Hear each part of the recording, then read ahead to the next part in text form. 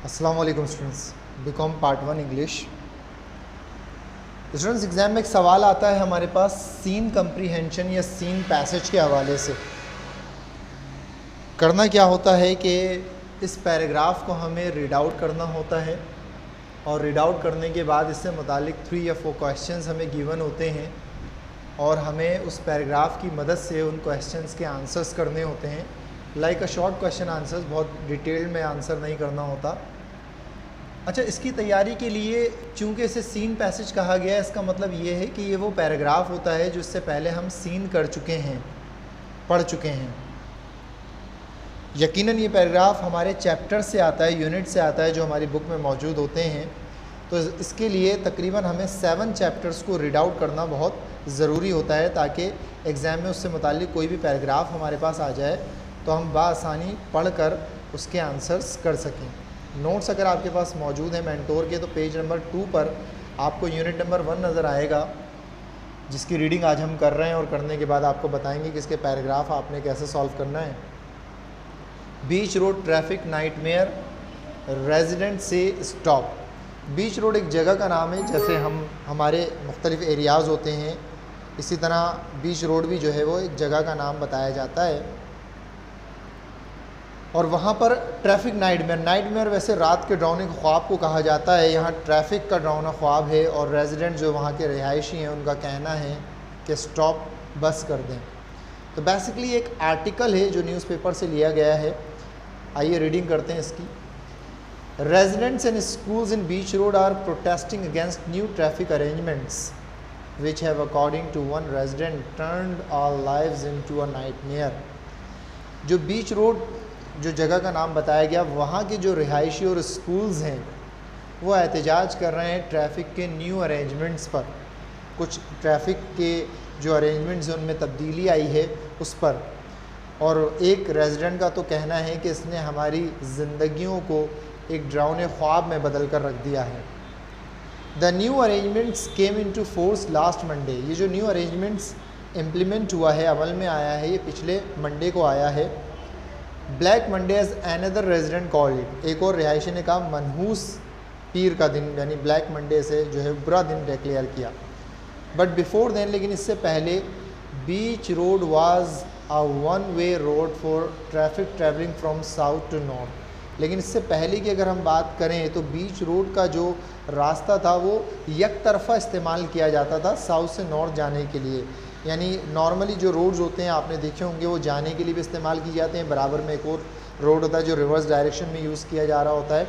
तो पहले ये एक तरफा इस्तेमाल किया जाता था और दिस सूटेड द रेजिडेंट्स, और ये वहाँ की जो रिहायशी थे उनको सूट करता था। एंड 3 स्कूल्स थे, और वहाँ मौजूद वाक़या जो 3 स्कूल्स थे उनको भी सूट करता था। Because not much traffic use the road, क्योंकि उस एक तरफा रोड होने की वजह से ज़्यादातर लोग इस रास्ते का इख्तियार नहीं करते थे। ट्रैफिक लो रहता था, क्योंकि अमूमन लोग उन रोड्स का इंतखाब करते हैं जहाँ जाने वाला रास्ता भी हो और वापस आने वाला भी हो। चूँकि ये एक तरफा था तो ज़्यादातर लोग इसका इस्तेमाल नहीं करते थे। Most use the more convenient hill street. ज़्यादातर जो लोग हैं वो हिल स्ट्रीट का रास्ता इख्तियार करते थे, वहाँ पर जाते थे, वहाँ से वो अपना वे लेते थे। Two blocks to the west which was also open only to traffic travelling from south to north, जो साउथ से नॉर्थ जाने के लिए 2 वे में मौजूद था, यानी वहाँ जाने का भी रास्ता मौजूद था और आने का भी रास्ता था। But now things have change, लेकिन अब चीज़ें बदल गई हैं।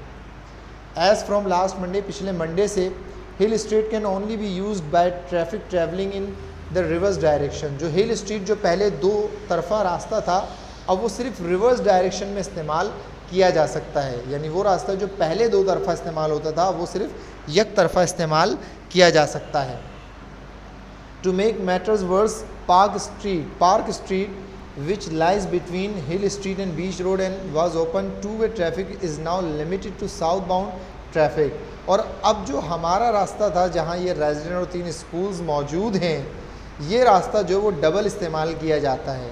एज अ रिज़ल्ट, जिसके नतीजे में all south to north traffic is now squeezed into hitherto peaceful beach. अब सारा का सारा जो ट्रैफिक जैम होना शुरू हो गया है वो इस बीच रोड ट्रैफिक पर हो गया, जो पहले बहुत पुरअमन हुआ करता था। We now have non stop traffic from midnight to midnight, रात 12 से अगली रात 12 तक नॉन स्टॉप ट्रैफिक यहाँ पर रहता है। Said one angry resident of the old people's home, to get across to the park और to the clinic now we need a pair of wings.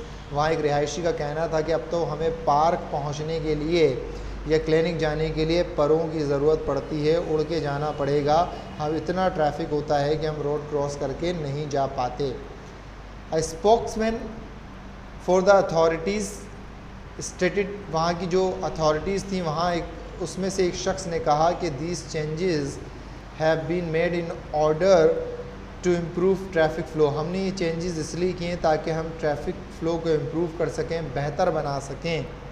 Computer aided studies show that traffic coming from the city centre along Bay Street to Clifton Bridge will be speeded up considerably if it is allowed to travel downhill street and Park Street। उनका ये मानना था कि बे street और Clifton street का जो traffic flow है वो बेहतर हो जाएगा अगर हम उसे पार्क स्ट्रीट की तरफ से अलाउ करते हैं। This means that all south bound traffic will have to go along Island Way and turn north into Beach Road, और लिहाजा तमाम का जो ट्रैफिक है वो आइलैंड रोड से होता हुआ बीच रोड से गुजरेगा। This will be inconvenient for the inhabitants there to start with. ये इब्तिदा में आपको मुश्किल लगेगा, but once they get used to it, लेकिन जैसे ही आप इसके आदी हो जाएंगे, the complaints will die down, आपकी शिकायतें ख़त्म हो जाएंगी। आस्ट पूछा गया, if there were any plans to install a pedestrian crossing as already demanded by the some residents, कि यहाँ पर आपने कोई फुटपाथ या पैदल चलने वालों के लिए कोई कन्वीनियंस अलाउ की हैं जैसा कि पहले भी मुतालबा किया गया था। द स्पोक्समैन रिप्लाइड, जो वहाँ अथॉरिटी का शख्स था उसने कहा, we have no such plans and at present, अभी हमारे पास कोई ऐसे मंसूबे नहीं हैं। However we will be monitoring the situation carefully, हम इस पूरी सिचुएशन का बहुत ही केयरफुली जायज़ा ले रहे हैं। If there seems to be a need of some form of crossing, और अगर हमें किसी तरह की कोई क्रॉसिंग की ज़रूरत पड़ती है, it will receive serious consideration, तो उस पर तवज्जो दी जाएगी। It should be pointed out, ये जहन में रखें however that such crossing as well as costing money would interfere with the traffic flow. ऐसा करने से हमारा जो है एक बजट भी मेंटेन होगा और कॉस्ट भी लगेगी और ट्रैफिक फ़्लो भी मुतासर होगा। The committee of Beach Road Resident Association BRRA will hold an emergency meeting tonight to discuss the situation, और जो हमारी कमेटी है वो आज रात इस सिचुएशन को डिस्कस करने के लिए बाकायदा से एक मीटिंग अरेंज करेगी। अच्छा स्टूडेंट साहब, इससे मुतालिक एक पैराग्राफ आपको दिया जाता है, जैसा कि एग्ज़ाम्पल के तौर पे पेज नंबर 11 में मैंने दिया हुआ है, और वो पढ़कर आपने देखना है कि किस तरह से क्वेश्चन के आंसर्स करने होते हैं। अभी पैराग्राफ हमने चैप्टर में पढ़ाया था, new arrangement came into force last Monday, पूरा पैराग्राफ हम पढ़ चुके हैं जो भी पिछले चैप्टर में हमने रीड आउट किया। इससे मुतालिक या किसी भी चैप्टर से लिया गया पैराग्राफ से मुतालिक जो पहला क्वेश्चन आएगा आपके पास वो हमेशा सेम रहेगा, name the lesson from which the above passage has been taken. तो लिहाजा आपको हर चैप्टर का नाम याद रखना है, पैराग्राफ पढ़ के आपको यह आइडिया होना चाहिए कि किस चैप्टर से लिया गया है, और उसका आंसर करने का तरीक़ेकार यही होगा, the above passage has been taken from unit number 1। यहाँ आपको चैप्टर का नाम देना होगा, जैसे ये बीच रोड ट्रैफिक नाइटमेयर से लिया गया है। एन आर्टिकल ऑफ न्यूज़पेपर, छोटी सी डिटेल इसकी आप लिख देंगे जो नोट्स में हर चैप्टर के शुरुआत में दी जाती है। क्वेश्चन नंबर 2, 3, 4 चेंज हो सकता है, वो पैराग्राफ से मुताल्लिक होगा। पहला क्वेश्चन हमेशा सेम होगा, उसका आंसर आप एक स्पेसिफिक बना लेंगे। क्वेश्चन नंबर 2 में comment the headline of the article, मिसाल के तौर पे इस टॉपिक से जो पूछा गया है वो ये पूछा गया है कि इस आर्टिकल की जो हेडलाइंस हैं उन पर कमेंट करें। तो उन्होंने कहा कि भाई every change in traffic routes in a metropolitan city causes a type of general change in the vehicle traffic. कहते हैं कोई भी जो ट्रैफिक रूट्स का चेंज होना होता है एक ऐसे शहर में जहाँ ट्रैफिक रहता है या रश वाला शहर होता है, वहाँ पर जो चेंज है वो यकीनन हमारे लिए एक तब्दीली बर्पा करता है। पीपल स्पेशली द पेडेस्ट्रियन, लोग ख़ास तौर पे पैदल चलने वाले, स्कूल गोइंग चिल्ड्रन या स्कूल जाने वाले बच्चे, एन एज्ड पीपल या उम्र दराज लोग, do not welcome a new traffic arrangement even it is beneficial for them in a long run. वो उसे एकदम से वेलकम नहीं करते, भले वो उनके लिए लॉन्ग रन में बेनिफिशियल क्यों ना हो। ये इस चैप्टर की जो है वो हेडिंग्स पे हम कमेंट कर रहे थे। अच्छा जी, यही क्योंकि देखिए चैप्टर पढ़ने के बाद हमें यही आइडिया हुआ कि लोग परेशान क्यों हैं कि वो एकदम से न्यू चेंजेस को एक्सेप्ट नहीं करते।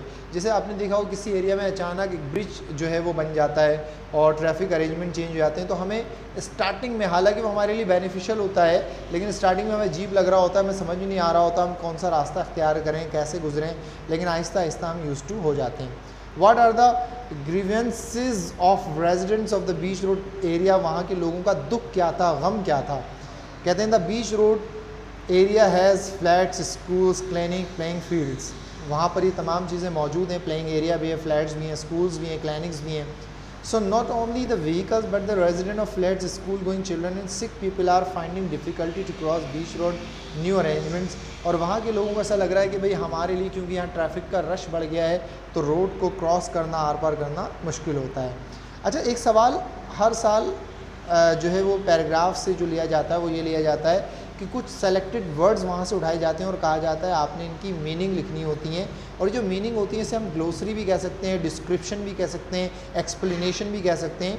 आपने ज़रूरी नहीं होता कि इसको एक वर्ड में ही डिफ़ाइन करना हो, आपने वो वर्ड डिफ़ाइन करना है। मिसाल के तौर पे हम रेजिडेंट की बात करें, रेजिडेंट तो अब उसकी एक्सप्लेनेशन में क्या लिखा है, those who make homes in particular places and live there, वो वहाँ के रेजिडेंट कहलाते हैं। आपको यहाँ एक लफ्ज़ नहीं मिला, कोई इशू नहीं है, तो आपने उसकी पूरी एक लाइन में एक्सप्लेनेशन कर दी।